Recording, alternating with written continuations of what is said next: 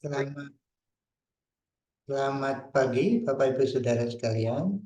Selamat datang dalam acara Sarapan Sabda bersama saya, Pak Saparman. Sarapan kita pada pagi hari ini diambil dari Yohanes pasal yang ketiga, ayat yang ke-17. Demikian firman Tuhan. Sebab Allah mengutus anaknya ke dalam dunia bukan untuk menghakimi dunia, melainkan untuk menyelamatkannya dalam dia. Maaf, menyelamatkannya oleh dia. Bapak Ibu Saudara sekalian yang dikasihi Tuhan Yesus, inilah alasan Allah mengutus anaknya ke dalam dunia. Bukan untuk menghakimi. Mengapa demikian? Karena memang dosa kita sejak manusia dosa itu sudah dihakimi atau sudah dihukum sebetulnya. Sudah dihukum. Jadi kedatangan anak manusia, kedatangan anaknya, Yesus itu bukan untuk menghukum, memang dalam keadaan dihukum karena dosa. Jadi itu, dan kita tidak bisa lepas dari hukuman itu karena dosa itu sudah memisahkan kita dari Allah dan sedemikian dasarnya sehingga usaha kita sudah tidak mampu lagi. Sering saya ulangi terus bahwa dosa manusia itu bukan saja dosa perbuatan atau pikiran, tetapi mempunyai tabiat dosa. Tabiat dosa, ada tabiat dosa, ada dosa perbuatan, juga ada dosa yang dihitung dosa seperti itu. Jadi tidak usah melakukan dosa, tidak usah berpikir dosa, itu dianggap dosa. Mengapa? Karena mati. Mati itu akibat dari dosa, ya Pak, dosa itu maut.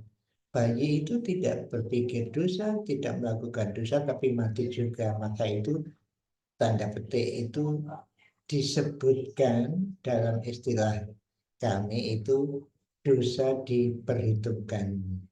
Jadi semua orang mati makanya karena dosa, belum berpikir, belum berbuat juga dosa.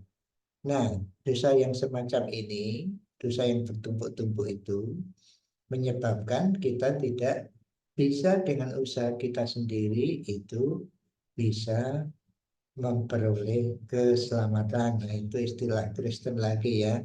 Jadi manusia dalam hukuman dan perlu diselamatkan karena memang manusia tidak mampu menyelamatkan dirinya. Itulah perlunya diselamatkan oleh tokoh lain yang tidak lain adalah anaknya Yesus Kristus. Disebut Yesus Kristus, anak tunggal Bapa, disebut Kalam atau Firman, disebut juga anak manusia.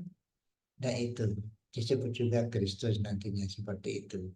Jadi Bapak Ibu Saudara sekalian, kita yang percaya itu dikatakan yang percaya tidak dihakimi atau tidak dihukum.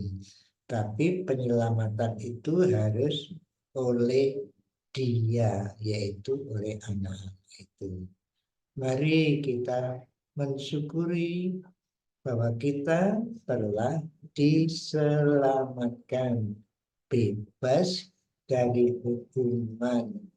Hukuman apa? Ya hukuman mati. Setelah mati kita dimasukkan ke dalam neraka itu bukan. Kita tidak seperti itu. Kita sudah diselamatkan. Tapi khusus ya penyelamatan oleh dia yang mempercayakan diri.